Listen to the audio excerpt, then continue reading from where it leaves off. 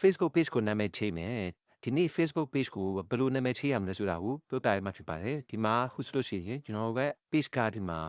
the review ဆိုပြီးတော့နာမည်လေးတင်နေပါနော်မပြောပြရပါနော်ဒီမှာ the review ဆိုပြီးတော့နာမည်လေးတင်နေတယ်အဲ့ဒါလေးကိုကျွန်တော်ကနာမည်ပြောင်းပြရမှာဖြစ်ပါတယ်အဲ့တော့ကျွန်တော်တို့ကဘာကိုရင်သွားမလဲဆိုလို့ရှိရင်ရင်တော့ Facebook page ရဲ့ setting ကိုရင်သွားပါမယ် setting ကိုရင်သွားမယ်ဆိုတော့ဒီကြားလေးကိုနှိပ်ပေးပါ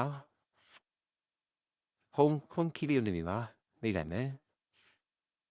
ဟို fitting တိုက်ပြီဆိုလို့ရှိရင်နောက်ထပ်ပဲအားစနစ်ရမယ်ဆိုတော့ဒါလေးကိုနှိပ်ပေးပါဒါလေးနှိပ်ပြီးသွားပြီဆိုလို့ရှိရင်တော့ဒီမှာ setting လေးကိုနှိပ်ပေးပါဒီ setting လေးကိုနှိပ်မယ် okay setting နှိပ်ပြီးဆိုရင်ကျွန်တော်တို့အောက်ကိုနည်းနည်းဆွဲချလိုက်ပါဆွဲချပြီးရင်တော့ဒီမှာ page setup ဆိုတာလေးရှိပါတယ် level ဆိုတဲ့ page setup ပေါ့နော်အဲ့ဒါလေးကိုနှိပ်ပါဟုတ်ပြီ page setup ကိုနှိပ်ပြီးဆိုတာနဲ့ဒီမှာ name ဆိုပြီးတော့ the review ဆိုပြီးပေါ်နေပါတယ်အဲ့တော့ဒီ name ဆိုတာလေးကိုရွေးလိုက်ပါဒီ name ဆိုတာလေးကိုရွေးလိုက်ပါ okay name ဆိုတာလေးကိုရွေးပြီးဆိုလို့ရှိရင်ဒီမှာကျွန်တော်တို့ပြောင်းပြတဲ့နာမည်ကိုဒီမှာရိုက်ထည့်လို့ရပါပြီအဓိကသတိထားမှာဒီမှာ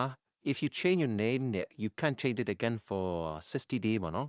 နာမည်ချိန်မှုရဆိုလို့ရှိရင်နောက်ထပ်ရက်60ဒီနာမည်ချိန်လို့မရပါဘူးတဲ့အဲ့တော့ကျွန်တော်တို့ကဒီ default နာမည်ချိန်ပြီဆိုလို့ရှိရင်နောက်တစ်ခေါက်ချိန်မှုတော့ကရက်60စောင့်ရပါလိမ့်မယ်ပြီးတော့ကျွန်တော်တို့ကဒီမှာနာမည်ချိန်ပါမယ်နာမည်ချိန်ပြီဆိုလို့ရှိရင်ဒီမှာ review change ဆိုတာကိုနှိပ်လို့ရှိရင်